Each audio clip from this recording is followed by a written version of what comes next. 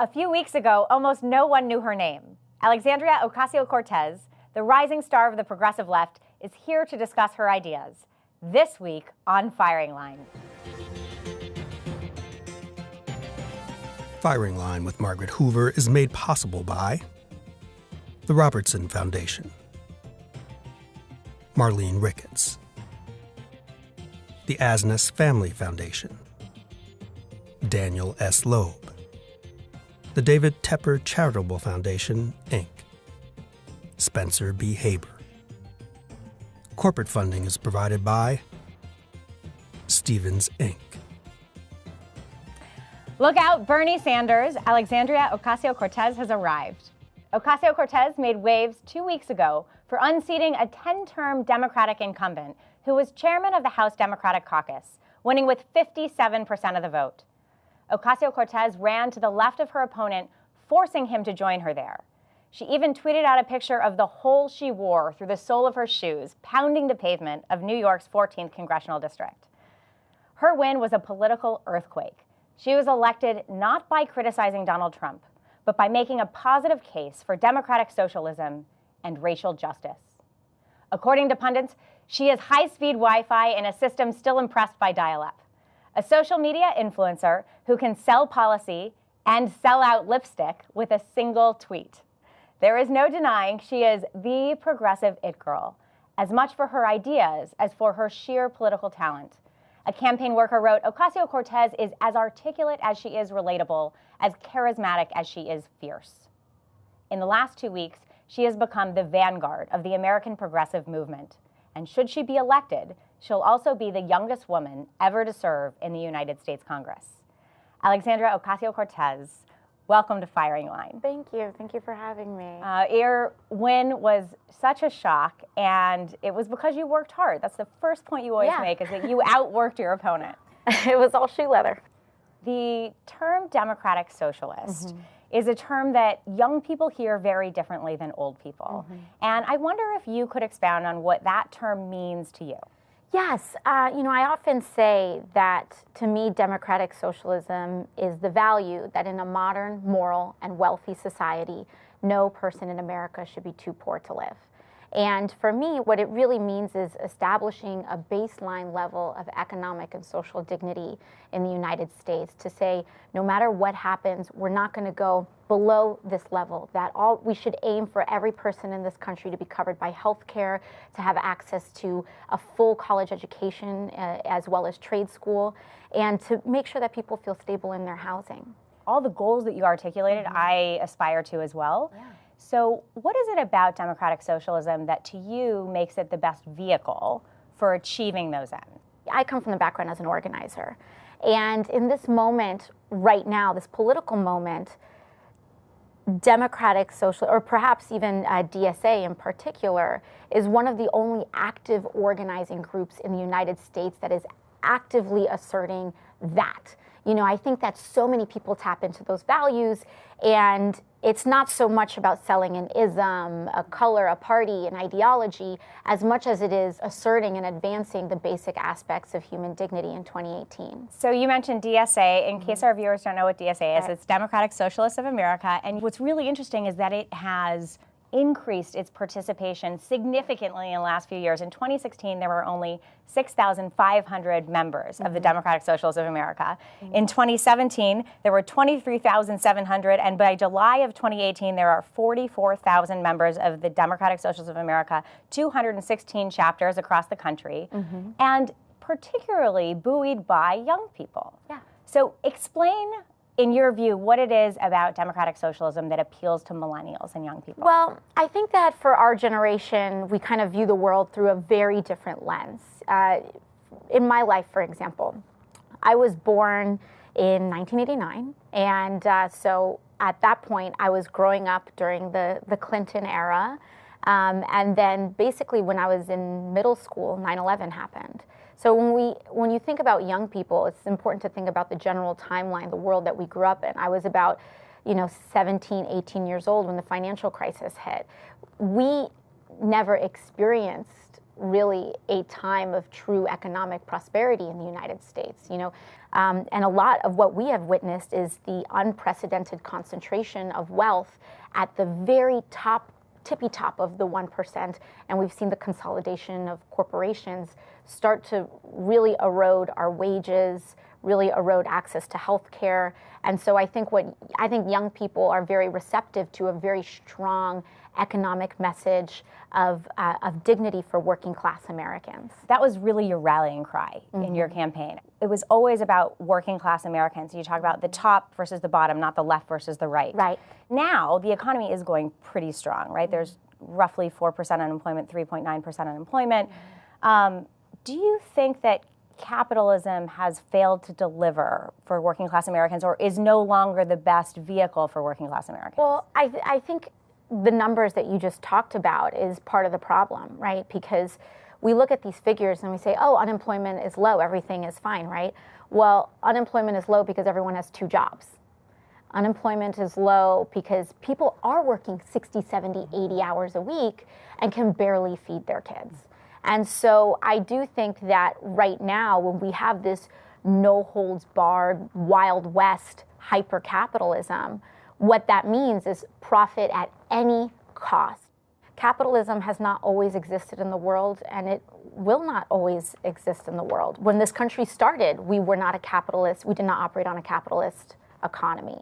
You know, the benefit of capitalism is that you engage in voluntary trade, and that because it creates value, it is the system that, unlike all the others, has lifted more people out of poverty over the course of human history than any other system. Well, so I think that those things that you talk about, that you discuss, are part of the course of human evolution.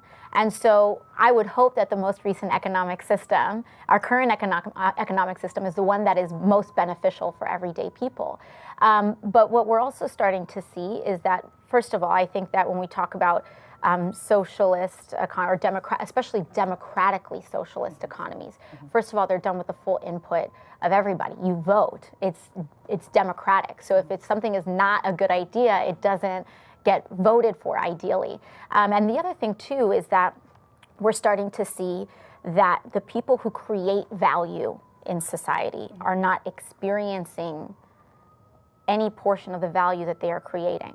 And so I do think that absolutely capitalism was the most efficient and best economy, perhaps, for the time that it was at, perhaps. But as we evolve, as automation begins to really take out extremely large industries, we need to say that we're not going to throw those people away. So in the context of democratic socialism, then, do you think it calls for an end to capitalism? Ultimately, we are marching towards progress on this issue. I do think that we are going to see an evolution in our economic system of an unprecedented degree, and it's hard to say what direction that takes. You know, I joke that. But it sounds like you're skeptical that capitalism is going to continue to be the right answer. Yeah, I think it's at least a question. I think it's absolutely a question. One of the first guests ever to appear on Firing Line was a gentleman by the name of Michael Harrington, who was the man who was behind Lyndon Baines Johnson's War on Poverty, and he wrote The Other America, and he was also the initial organizer of Democratic Socialist Organizing Committee, which preceded the Democratic Socialists of America.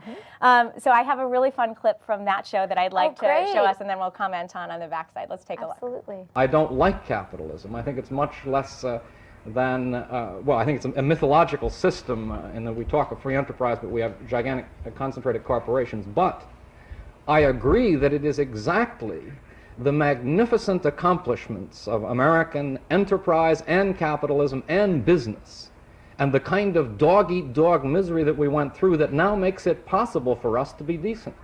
And I think that when we finally do get a modicum of justice in the society, we should revere those dog-eat-doggers who did make it possible.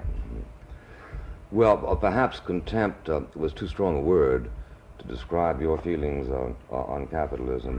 I was struck by that sense of yours, which goes, practically every ethical, moral, and cultural justification for the capitalist system has now been destroyed by capitalism, which some people would find contemptuous at least.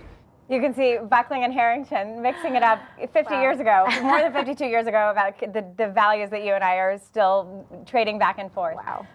I'd love to shift this conversation towards higher education and your plans for higher education. So I am a really firm believer that the next step in our education system is opening up colleges and trade schools to be tuition-free in the United States. About every 100 or so years, we extend our public education system. When we first started in the United States, people, if you were lucky, got a grade school education.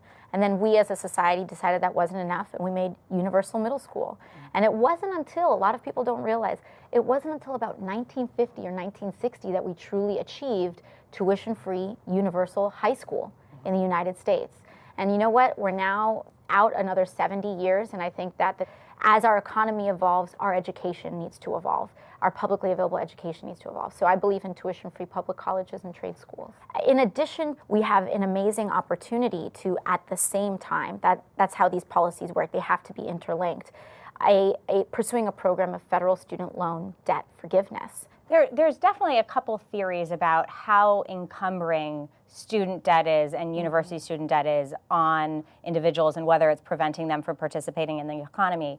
And there are some studies, there's one from the Brookings Institution and others, that suggest that actually the larger deterrent to people participating in the economy is the demarcation point of whether one has a college education or not having a college education, rather than college debt. I think about it, in 2016, there's one study I read that said the amount that people are spending, the average family is spending on student debt is roughly equivalent to the amount the average family spends on entertainment costs per year. In other words, it's not always so crippling, but that the more crippling factor is whether you have a college education or not, because your earnings are so much higher if you do have a college education. Yeah, I would, I would counter, because first of all, when you look at the rising amount of student debt, and then the fact that wages are largely remaining flat in the real wages are remaining flat in the United States, some families may some families may be spending as much on entertainment as they are on student loan debt, but you look at inequality and generational inequality.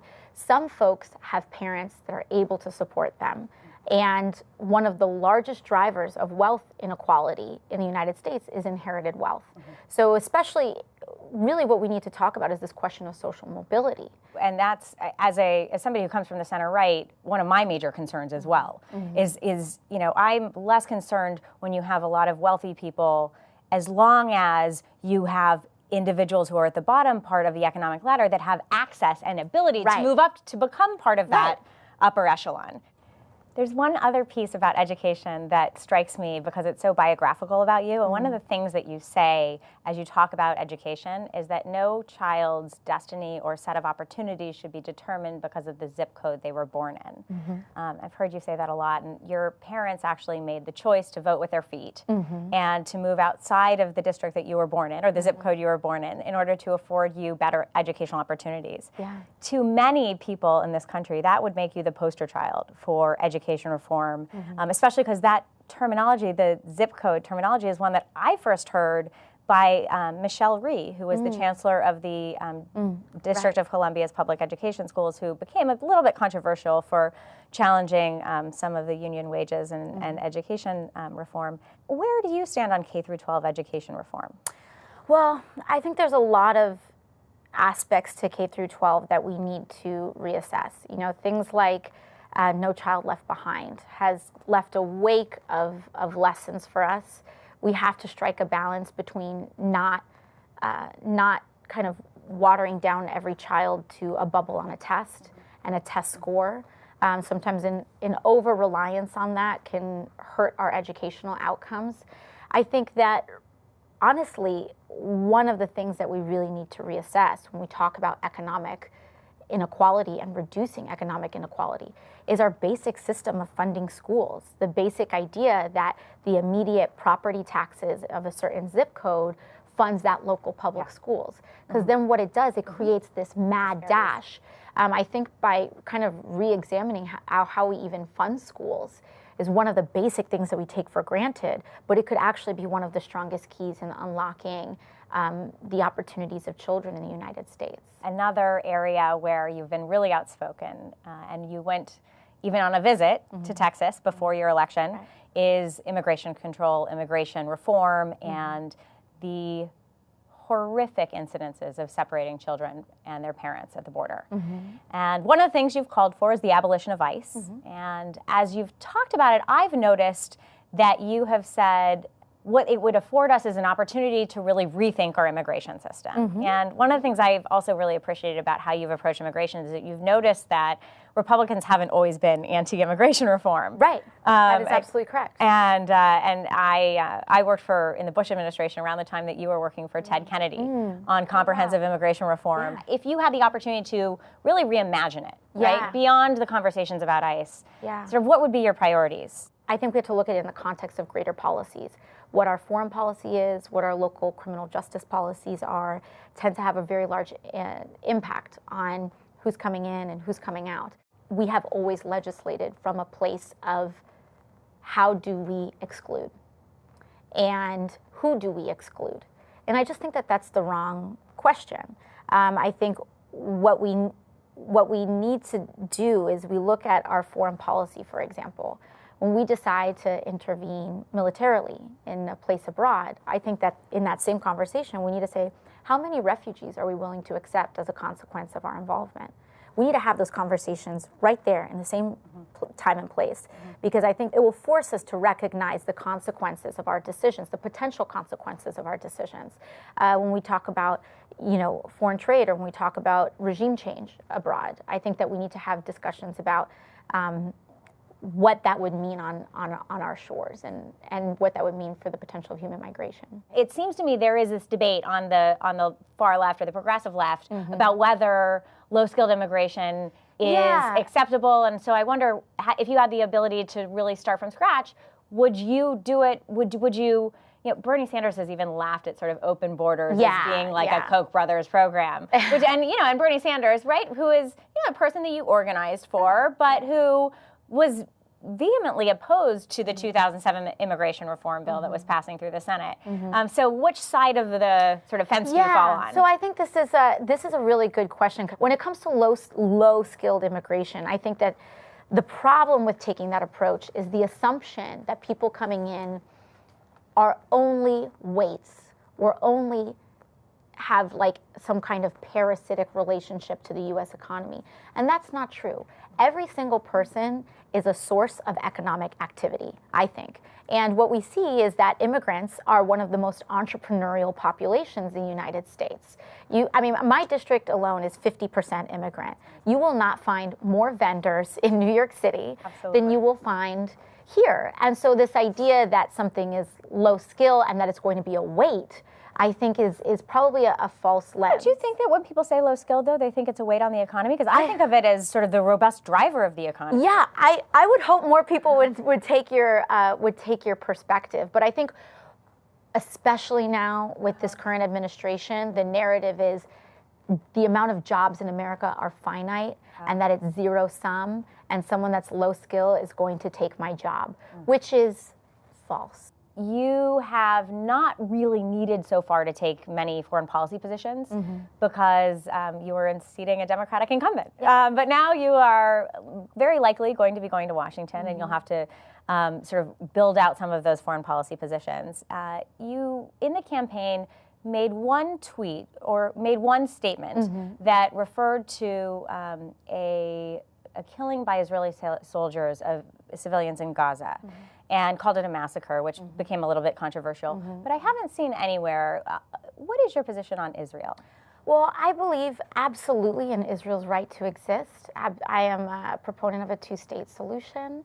And for me, this is not a referendum, I think, on the state of Israel. For me, the lens through which I saw this incident as an activist, as an organizer, if 60 people were killed in Ferguson, Missouri, if 60 people were killed in the South Bronx, unarmed, 60 people were killed in Puerto Rico, I just looked at that incident more through just as an incident. And to me, it would just be completely unacceptable if that happened on our shores.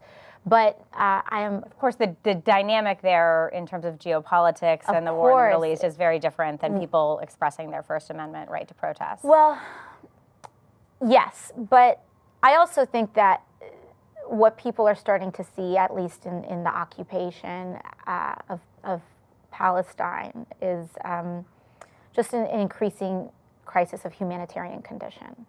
And that to me is just where I tend to come from on this issue. You use the term the occupation of Palestine. What did you mean by that? I think what I meant is like the settlements that are increasing in some of these areas and places where Palestinians are experiencing difficulty in access to their housing and homes. Do you think you can expand on that? Yeah, I mean, I think I'd also just, I am not the expert on geopolitics on this issue. You know, for me, I'm a firm believer in finding a two-state solution in this issue, and I'm happy to sit down with leaders on both of these. For me, I just look at things through a human rights lens, and I may not use the right words. I know this is That's very honest. That's very honest, and you're going issue. to. I mean, it's very honest, and when you get to Washington and you're an elected member of Congress, you'll have the opportunity to talk to people on all sides and visit Israel and visit the West Bank. And absolutely, and I think that's one of those things that's important too. Is that especially with the district that I represent. I come from the South Bronx. I come from a Puerto Rican background, and Middle Eastern politics is not exactly what's at my kitchen table every night. But I also recognize that this is an intensely important issue for people in my district, for Americans across the country.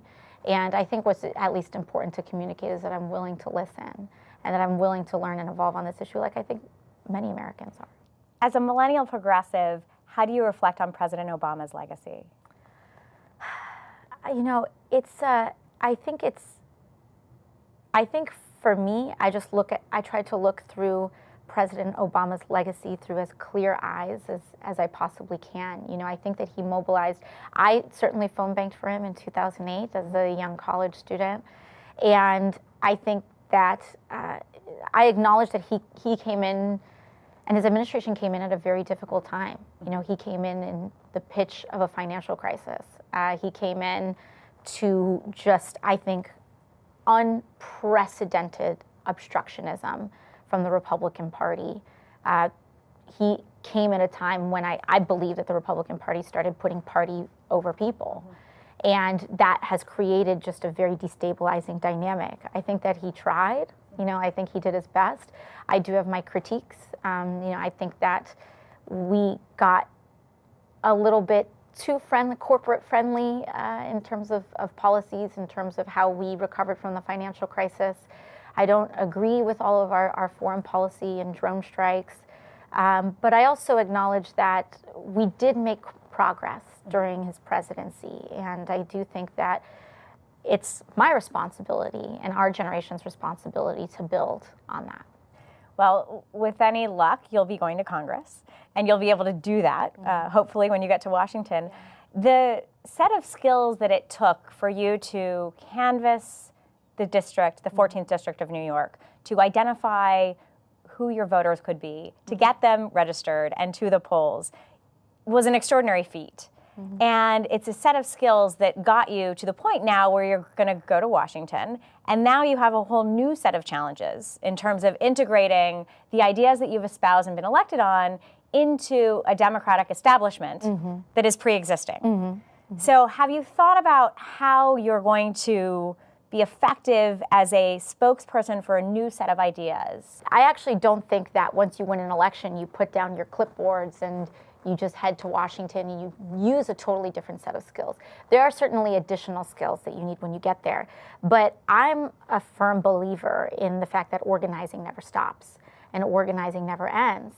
And I actually believe that there's a profound amount of power, persuasion, and influence that's possible when you organize outside that chamber to really impact what's going on inside that chamber.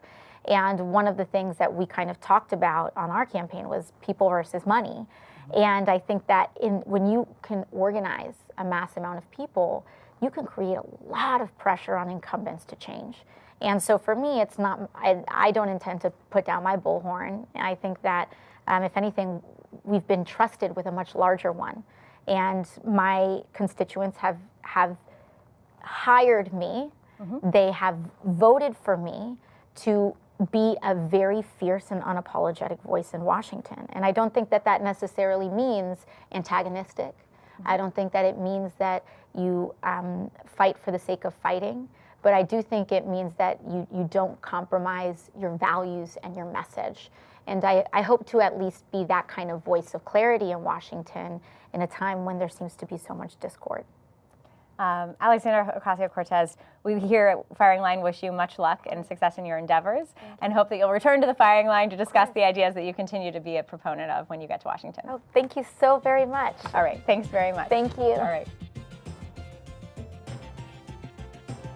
Firing Line with Margaret Hoover is made possible by the Robertson Foundation, Marlene Ricketts, the Asness Family Foundation, Daniel S. Loeb, the David Tepper Charitable Foundation, Inc., Spencer B. Haber. Corporate funding is provided by Stevens, Inc.